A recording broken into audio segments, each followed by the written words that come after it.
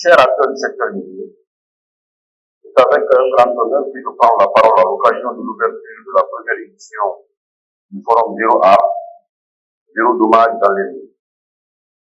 Cette thématique est en ligne avec la vision de son Excellence Monsieur le Président de la République, qui accorde une attention particulière au développement d'un secteur minier responsable, sécurisé, durable, notamment à travers des initiatives durables telles que prévues par le programme Ciment 2040, qui, il faut le préciser, est complètement différent du projet Ciment Group, qui est un projet minier avec 4 composants, 2 mines, le bloc 1 et 2 opérés par Baoul et Bruxelles, le bloc 3 et 4 opérés par Youth Super, un chemin de fer de 650 km, un port à Moribaya et une aciérie ou une usine de pellets. Le programme Ciment 2040 est la vision de son Excellence Monsieur le Président de la République, dirait un projet de société pour le développement socio-économique de notre pays pour les 15 prochaines années.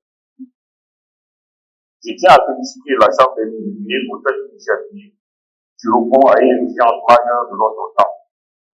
Seul le mieux anticiper et maîtriser les risques dans un secteur en pleine expansion.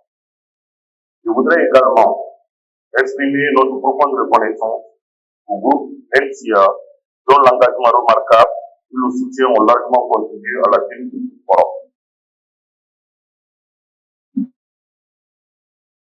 Ce forum est d'une importance particulière pour le secteur minier de notre pays, car il faut rappeler que depuis 2021, le secteur est sorti de sa léthargie pour devenir, pour faire de la Guinée, un des acteurs mondiaux de l'industrie minière. C'est pas un secret, notre pays est le premier exportateur de bauxite. Aujourd'hui, depuis 2025, nous avons entamé la chaîne de valeur de l'industrie minière, ce qui suppose également anticiper les risques industriels, parce que nous partons maintenant de l'exportation du minerai brut, notamment de la bauxite, vers la transformation. Le 26 mars 2025, nous avons lancé la construction de la première raffinerie d'alumine, une capacité de 1,2 million de tonnes par an, et c'est la première raffinerie qui a démarré sa construction depuis l'indépendance de notre pays. C'est important de le souligner. La construction de la seconde raffinerie a démarré le 12 décembre 2025 à Dogali, à Bouquet, une capacité de 2,4 millions de tonnes. Celle de Bofas Rexpeak, la fin de la construction est prévue à décembre 2027, soit à la fin de l'année prochaine. Celle de Bouquet à décembre 2028. Les décisions sont avancées avec, la grand-mère des entreprises minières, qui est dirigée par le président de la Chambre des mines, la CBC, pour probablement un début de lancement des travaux à la fin de cette année. Passer de la bauxite à l'alumine, ça veut dire passer de l'exploitation brute à l'industrie, ce qui aussi faudra qu'on y pense pour anticiper sur les risques industriels, de l'exploitation industrielle, de la maîtrise industrielle, pour ce projet qui, comme dirait certains, s'en vient. Mesdames et messieurs, dans un contexte marqué par la diversification et l'intensification des activités extractives et la diversification de notre filière, la question et la gestion des risques devient centrale. Comme le souligne la réflexion portée par ce forum, il est impératif de passer d'une approche réactive à une culture proactive et intégrée de prévention. Je souhaite que Monsieur le Président de la Chambre des mines, avec ses partenaires, sur les prochaines forums, qu'on invite l'artisanat minier, où il y a beaucoup de catalystes.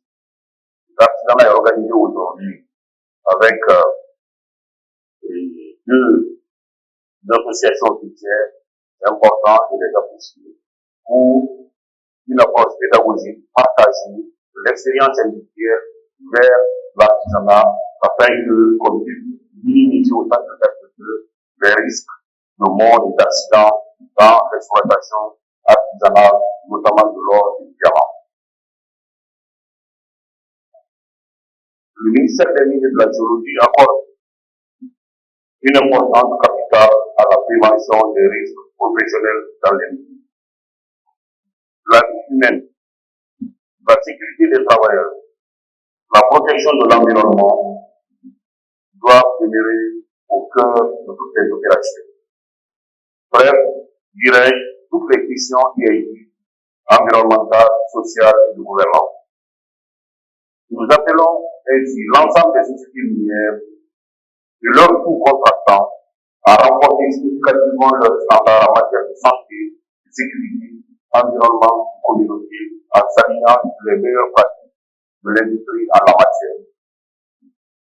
Mesdames et messieurs, Seigneur, il est essentiel de rappeler que les investissements dans la santé, la sécurité et l'environnement représentent un choix stratégique gagnant. Ils contribuent à améliorer la productivité minière, à assurer la continuité des opérations et à renforcer la crédibilité de nos entreprises sur les marchés internationaux. À l'inverse, un accident majeur entraîne non seulement des pertes en vie humaine, des blessures corporelles inacceptables, mais aussi l'arrêt total des opérations avec des conséquences économiques, financières, sociales importantes pour l'entreprise, mais également pour l'État, percepteur d'impôts. Mesdames et messieurs, distingués invités, ce forum constitue une opportunité précieuse pour renforcer le dialogue entre les acteurs publics, les entreprises minières, les assureurs et les partenaires techniques. Bref, toutes les parties prenantes pour poser les bases d'engagement concret en faveur d'un secteur minier plus sûr, plus responsable et plus performant. Le gouvernement, dirigé par le Premier ministre Samuel Oulipa, réaffirme sa pleine disponibilité à accompagner cette dynamique en consolidant le cadre réglementaire et en encourageant les bonnes pratiques. À cet égard, des initiatives ont été entreprises pour des échanges d'expériences avec certains grands pays tels que l'Australie ou le Canada, afin d'améliorer notre cadre réglementaire, mais également en renforçant les capacités des services du ministère des Mines et de la Géologie. C'est d'ailleurs le cas du lieu de remercier son Excellence Monsieur le Président de la République, qui, compte tenu de l'importance de la problématique de la santé et sécurité dans les mines, le décret portant organisation conformément à l'institution du ministère des Mines et de la Géologie du 12 mars 2026 a créé un service dédié aux questions de santé et sécurité au travail, un service dédié aux questions de santé au travail et de service reste en cours d'opérationnalisation pour une prise en charge de toutes ces problématiques qui sont des problématiques extrêmement importantes pour notre industrie.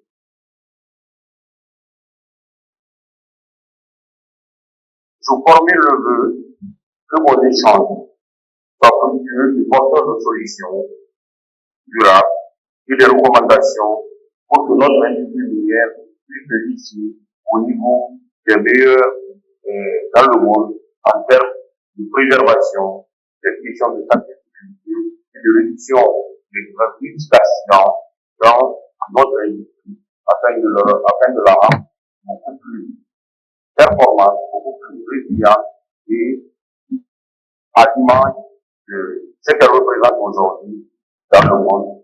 La Guinée, comme je le disais tantôt, est le premier producteur mondial de bauxite, en train de se positionner comme l'un des acteurs mondiaux de l'industrie d'aluminium, demain, après-demain, de l'aluminium, et avec le protectionnement de notre pays, à partir de l'année prochaine, une fois que la mine aura fini son rapport pour atteindre les 100 millions de tonnes, devenir le quatrième producteur mondial, le troisième producteur mondial de minerais de fer, derrière l'Australie et le Brésil. Je vous remercie.